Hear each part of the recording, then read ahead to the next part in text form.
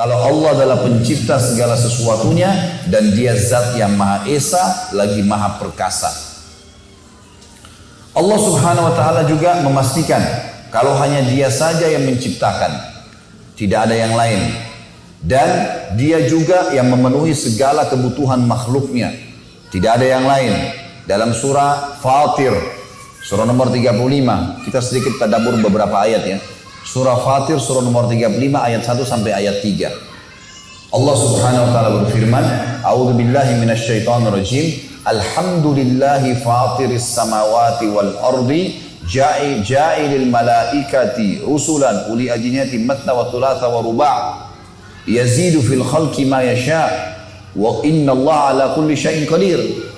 Segala puji bagi Allah pencipta langit dan bumi, semuanya diciptakan olehnya dari tidak ada menjadi ada, yang menjadikan malaikat-malaikat sebagai utusan-utusan untuk mengurus berbagai macam urusan yang Allah berikan pada malaikat-malaikat ini sayap masing-masing 2, 3 dan 4. Allah menambah kepada ciptanya yang dikehendakinya. Sesungguhnya Allah maha kuasa atas segala sesuatu. Ada makhluk teman-teman namanya malaikat, ada makhluk namanya jin. Dua makhluk ini kita nggak bisa lihat. Memang Allah rahasiakan, mata kita nggak bisa lihat, tapi kita bisa rasakan keberadaannya. Saya kasih contoh. Kata Nabi Muhammad SAW, kalau seseorang di antara kalian mau tidur di malam hari, maka malaikat pendampingnya, kan kita didampingi oleh 3 malaikat ya. Ada malaikat pencatat amal baik, ada pencatat amal buruk, ada namanya malaikat hafadhah. Hafadhah ini menjaga. Jadi kalau orang mau jatuh nggak jadi, orang mau ini nggak jadi. Ini ada memang. Dia memperingatkan manusia. Ini yang malaikat hafadhah untuk mengimbangi ada namanya qarin, pendamping dari syaitan. Yang iblis memang minta sama Allah supaya setiap anak Adam didampingi oleh anak cucunya dia untuk nyesatin. Ini dua-duanya nggak kelihatan nih, tapi lihat bagaimana Nabi menjelaskan kepada kita. Kata Nabi SAW, kalau seseorang di antara kalian mau tidur di malam hari, maka malaikat pendampingnya datang, syaitan pendampingnya datang. Lalu malaikat berkata, tutuplah hidupmu dengan kebaikan. Malaikat ini coba membuat dia ingat semua perbuatan baiknya hari itu. Sholat berjamaahnya, yang dia hadiri majelis ilmu. Jadi kalau teman-teman mau tidur malam, coba renungin sebentar, kita bisa ingat tuh. Kalau kita selalu teringat perbuatan baik tadi, itu dari malaikat penjaga kita. Dia berusaha membuat kita jadi ingat. Dan kata Nabi SAW, qarinnya, syaitannya akan mengatakan tutup hidupmu dengan keburukan. Diingatkan dosa-dosanya. Yang dia berzina, yang dia dusta, yang dia menipu tadi. Nanti tinggal manusia ini milih yang mana. Besok ini dia mau buat programnya si malaikat atau programnya si syaitan. Contoh yang lain. Teman-teman kalau lagi lewat di dekat masjid azan, dengar suara azan. Ada bisikan dalam hati, sholat. Bisikan ini dari malaikat. Ada orang miskin, bantu. Kesian lihat orang yang jatuh misalnya. Maka ini semuanya teman-teman sekalian adalah bisikan dari malaikat itu. Kalau ada lawan jenis atau ada apalah pelanggaran-pelanggaran agama, kemudian ada bisikan dalam hati. Tuh lihat, itu begini, itu begitu. Itu dari syaitan. Semua perbuatan yang melanggar dari syaitan, semua perbuatan baik dari malaikat. Allah Subhanahu wa ta'ala memang membuat seperti itu. Dan salah satu rukun iman kita imani ada malaikat itu yang sedang mengawasi kita. Sampai kata Nabi SAW, malulah kalian dengan malaikat yang tidak pernah berpisah dengan kalian. Kecuali kalian sedang di WC, maaf, semoga Allah muliakan Anda semua, supaya kalian di WC atau kalian sedang berhubungan biologis. Baru malaikatnya berpisah. Kalau enggak selalu ada. Disuruh malu dengan malaikat itu. Kata Nabi SAW, malaikat terganggu dengan yang mengganggu manusia. Bau busuk. Kita disuruh bersiwak sebelum sholat. Supaya orang sebelah nggak terganggu. Kita juga kalau mengatakan Assalamualaikum warahmatullahi di sholat, kita memberikan salam pada malaikat kanan. Sebelah kiri juga begitu. Supaya jangan bau mulutnya. Ada malaikat itu. Allah bilang dalam ayat ini diceritakan tentang masalah mereka. Di ayat satunya. Ayat 2-nya kata Allah, "Ma yaftahillahu lin-nasi min rahmatin fala mumsika laha wa ma yumsik fala mursila lahu min ba'dihi wa huwal azizul hakim." Apapun yang telah Allah berikan kepada manusia dalam bentuk rahmat, Misal kayak gini kita bisa hirup oksigen. Bapak Ibu sekarang hirup oksigen gratis, nyaman saja, masuk keluar. Saking mudahnya kita hirup oksigen, rezeki dari Allah ini.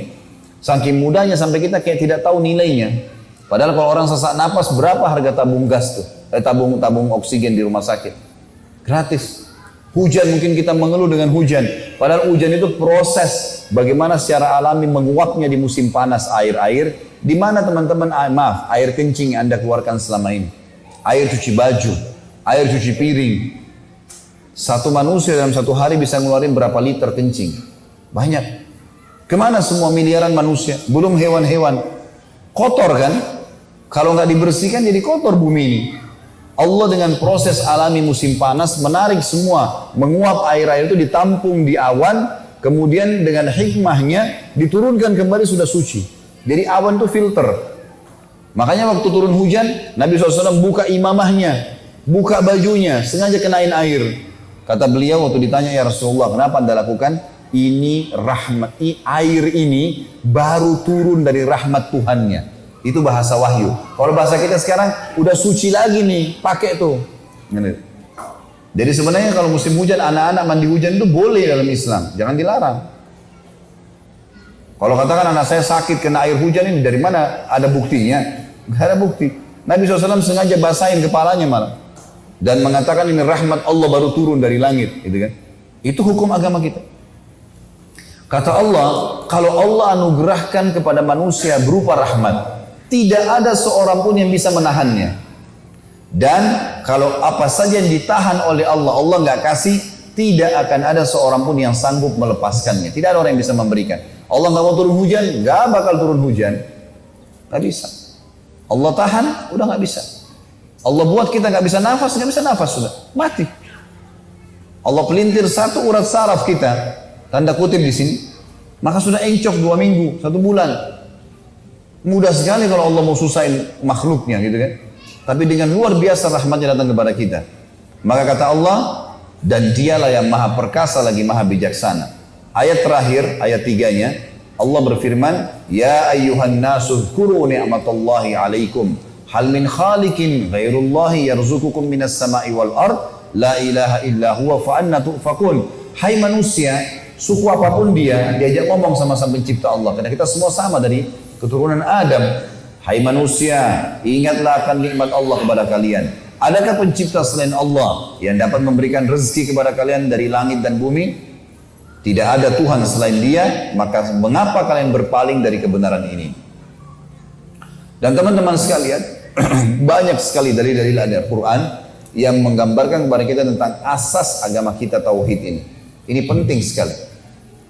Tapi saya tidak mungkin bacakan semuanya. Ada beberapa, ada mungkin di sini lebih dari 10 atau 20 ayat saya tulis dalam tulisan saya. Dan ini insya Allah nanti terbit dalam bentuk buku tentunya. Judulnya memang inilah generasi emas Islam. Tapi saya akan misal contoh Allah berfirman juga tentang malam dan siang. Dalam surah Ghafir, surah nomor 40 ayat 61 sampai ayat 65. A'udzu billahi minasyaitonir rajim. Allahul ladzi ja'ala lakumul laila litaskunu fihi wan nahara mubsira. Inna fi dzalika innallaha ladzu fadlin 'alan nasi walakin aktsaran nasi la yashkurun. Allah lah satu-satunya yang telah menjadikan malam untuk kalian supaya kalian beristirahat. Allah yang buat tuh malam jadi gelap, kita jadi ngantuk, mau tidur. Siapa yang ciptakan kita? Siapa yang ciptakan ngantuk itu? Siapa yang ciptakan kita jadi pulas? Siapa yang membangunkan kita setelahnya? Apakah proses begitu saja? Tidak, gitu kan? Dan kata Allah, dan menjadikan siang seperti sekarang, terang benderang, agar kalian bisa beraktivitas. Sesungguhnya Allah benar-benar mempunyai karunia yang dilimpahkan pada manusia. Akan tetapi kebanyakan manusia tidak bersyukur. Teman-teman sekalian, kita manusia ini betul-betul dimanjakan sama Allah. Hanya tugasnya memilih dan ikhtiar. Misal mau makan, ini pedas, asin, gurih, tinggal milih. Habis itu ngunyah, nggak lebih daripada itu. Kita ngunyah nih, oh ini manis, oh ini asin, udah. Begitu masuk tenggorokan kita, ukuran sepertiga jari saja, sudah nggak ada campur tangan manusia. Sistem alami mengelola semua makanan yang kita kelola. Bayangin yang pedas masuk, yang dingin masuk, yang panas masuk. Mesin secanggih apapun rusak tuh kalau mesinnya manusia.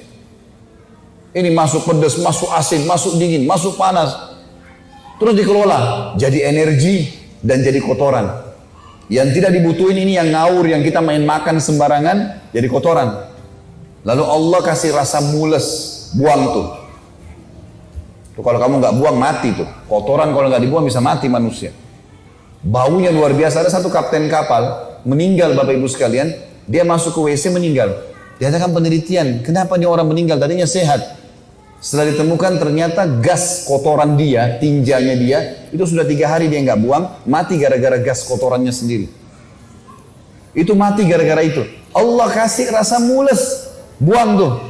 Kita mules, buang. Habis itu Allah kasih rasa lagi. Oh ya sudah cukup, berdiri, makan lagi. Manusia begitu manja, dimanja kata Allah, luar biasa kalian itu. Tidak mau bersyukur kenapa gitu?